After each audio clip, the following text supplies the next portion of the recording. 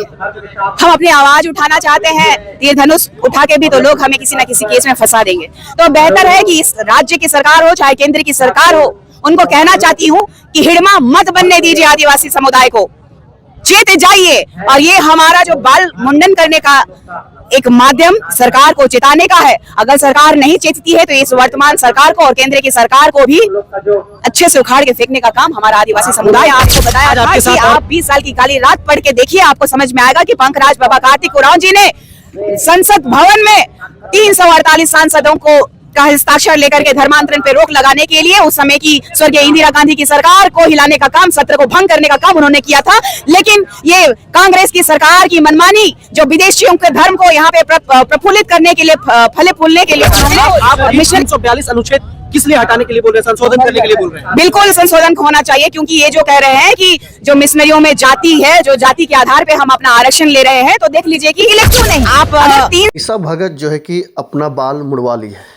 जी हाँ, आप देख सकते हैं निशा भगत किस तरह से उससे पहले जो है कि अपनी बात को मीडिया के सामने रख रही है। और मैं बता दूं कि निशा भगत जो है कि बाल देखिए किस तरह से जो है कि मुड़वा ली है। देखिए किस तरह से जो है कि अपने आप को जो है कि धर्म को साबित करने के लिए जो है कि किस तरह से जो है कि मुड़वा ली है। आगे वीडियो का आनंद लीजिए, आखिर निशा भगत क्या कहती हैं। पूरा वीडियो को वॉच करिए, इस वीडियो को शेयर करिएगा कि आखिर इन लोग क्रांतिकारी बनने के लिए क्या क्या मुंडन कर रही है। कभी बाल मुड़वा लेती है, कभी क्या करती है, कभी मतलब समझ में नहीं आता आखिर इन लोगों का मानसिकता आखिर ऐसा है कैसे। और देख सकते हैं किस तरह से निशा भगत जो है कि अपना मुड़वा ली है। आगे आनंद लीजिए वीडियो का। आप मुंडन करवा रही है, क्या क्या मांग है निशा जी?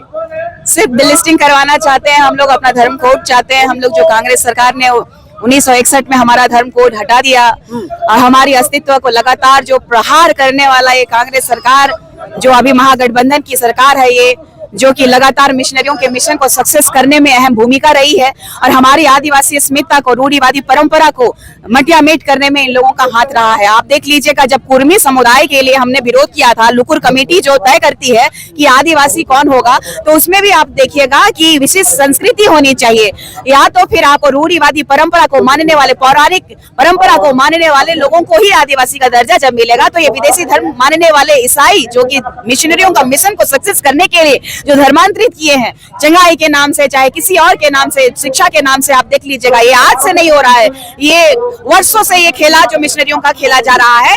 ये प्रमाण मिलेगा आपको, भगवान बिरसा मुंडा जी की जीवनी पढ़ लीजिएगा। भगवान बिरसा मुंडा जी को भी धर्मांतरित कराया गया था शिक्षा के नाम पे, बिरसा डेविड कर दिया गया था, बिरसा दाऊद कर दिया गया था। और अभी देख लीजिएगा कि हमारे 20 साल की काली रात के बारे में भी मैंने आपको बताया था कि आप 20 साल की काली रात पढ़ के देखिए, आपको समझ में आएगा कि पंकराज बाबा कार्तिक उरांव जी ने संसद भवन में 348 सांसदों को का हस्ताक्षर लेकर के धर्मांतरण पे रोक लगाने के लिए उस समय की स्वर्गीय इंदिरा गांधी की सरकार को हिलाने का काम, सत्र को भंग करने का काम उन्होंने किया था। लेकिन ये कांग्रेस की सरकार की मनमानी जो विदेशियों के धर्म को यहाँ पे प्रफुल्लित करने के लिए, फले फूलने के लिए, उन्होंने मिशनरियों को एक प्रलोभन देने के लिए उन लोगों को एक शिक्षा का एजेंडा दिया है। बार बार कांग्रेस के ऊपर आरोप लगा रहे हैं। आप अभी 342 अनुच्छेद किस लिए हटाने के लिए बोल रहे हैं, संशोधन करने के लिए बोल रहे हैं? बिल्कुल संशोधन होना चाहिए, क्योंकि ये जो कह रहे हैं कि जो मिशनरियों में जाति है, जो जाति के आधार पे हम अपना आरक्षण ले रहे हैं, तो देख लीजिए कि आप एसी समुदाय के लिए जो जजमेंट आया था अभी जो रिसेंटली इलाहाबाद में, उसमें कहा गया है एसी और एसटी दोनों अगर समुदाय के लोग अगर धर्मांतरित करते हैं ईसाई में चाहे मिशनरियों में, तो उनका आरक्षण समाप्त हो जाएगा। तो ये 341 का आप उसका प्रकरण देख लीजिए। 341 में एसी समुदाय के लिए प्रखरता से बाबा भीमराव अंबेडकर साहब ने लिखा, दलितों के लिए लिखा, लेकिन आदिवासियों के लिए क्यों नहीं? अगर 342 में अगर ये लोग कह रहे हैं कि जाति हमारी है, तो जाति तो ईसाइयों में होती ही नहीं। आगे देख सकते हैं किस तरह से निशा भगत जो कि मीडिया के सामने गरज रही है। पता नहीं लोग क्रांतिकारी नेत्री बनने के लिए आखिर ऐसा हरकतें कब तक करते रहेगी, कब तक समाज को बेवकूफ़ बनाते रहेंगी। कभी बोलती है हम ईसाई धर्म से हैं, कभी बोलती है ईसाई सरना एके माय के जन्मल है। मतलब ये लोग सभी धर्म को पता चलेगा किस दिन जो है कि एक धर्म बना देगी। अभी तो हिंदू मुस्लिम सिख ईसाई ही चल रहा है ना, इन लोग सबको एक साथ जोड़ देगा अगर इन लोग का बस चले तो। ऐसे ऐसे नेत्रियों को आप क्या कहना चाहेंगे, कमेंट बॉक्स में आकर अपना राय दें। मुंडन कार्य है, चूंकि 12 तारीख अपने वादे के अनुसार आप जो है डिलिस्टिंग की मांग को लेकर के और धर्मांतरण रुकना चाहिए इसको लेकर के करवा रही है, साथ ही साथ आपके ये जो तख्ते हैं उनमें लिखा हुआ है कि सरना धर्म कोड लागू होना चाहिए, तो ऐसे और कितनी मांगे हैं उसको लेकर के आज मुंडन करा रही है? कम से कम हमारा जो आदिवासी समुदाय के लिए जो कॉलम होना चाहिए वो कॉलम मिले, जो हमारा कॉलम शुरू से रहा है। मैंने बार बार कहा है, हमारा कॉलम हटा दिया गया और उस कॉलम को अगर देते हैं तो हमारी अलग पहचान, हमारी अपनी संस्कृति, हमारी सभ्यता का अलग पहचान दिखेगा, जिस तरीके से हिंदू, मुस्लिम, सिख, ईसाई की बात आती है। अगर हमें लोग कहते हैं कि हिंदू है, तो हमारे देश के प्रधानमंत्री स्टेज के माध्यम से क्यों कहते हैं कि इस देश का मूल मालिक आदिवासी है? क्यों नहीं कहते हैं कि हिंदू है?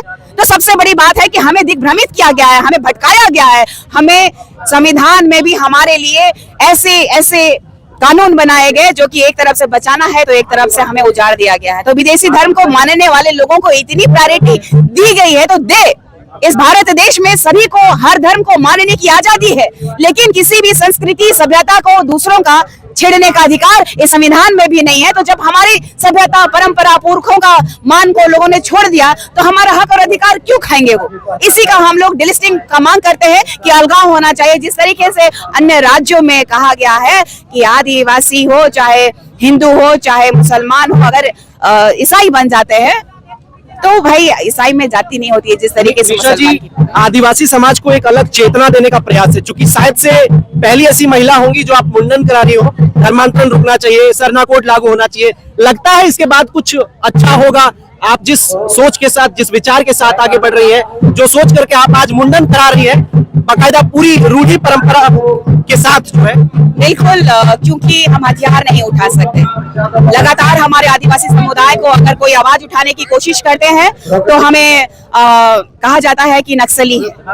हम अपनी आवाज उठाना चाहते हैं, तीर धनुष उठा के भी तो लोग हमें किसी न किसी केस में फंसा देंगे। तो बेहतर है कि इस राज्य की सरकार हो चाहे केंद्र की सरकार हो, उनको कहना चाहती हूँ कि हिड़मा मत बनने दीजिए आदिवासी समुदाय को, चेत जाइए। और ये हमारा जो बाल मुंडन करने का एक माध्यम सरकार को चेताने का है। अगर सरकार नहीं चेतती है तो इस वर्तमान सरकार को और केंद्र की सरकार को भी अच्छे से उखाड़ के फेंकने का काम हमारा आदिवासी समुदाय करेगा। आज आपके साथ और भी कोई आदिवासी नेत्री या नेता जो लोग हैं? मुझे लगता है कि अगर मैं स्टार्ट करती हूँ तो अगर कोई कराएंगे, जिस तरीके से हमारे समाज के अगुआ बाबा लोग भी बोले हैं कि बेटी हमारी मुंडन कराएगी, तो हम भी इसका परिचय देंगे कि हम भी मुंडन कराएंगे। तो आने वाला समय आप लोगों को दिखेगा कि पूरा हमारा रीति रिवाज के साथ, हमारा जो रूढ़िवादी परंपरा के साथ किस तरीके से मुंडन किया जाएगा।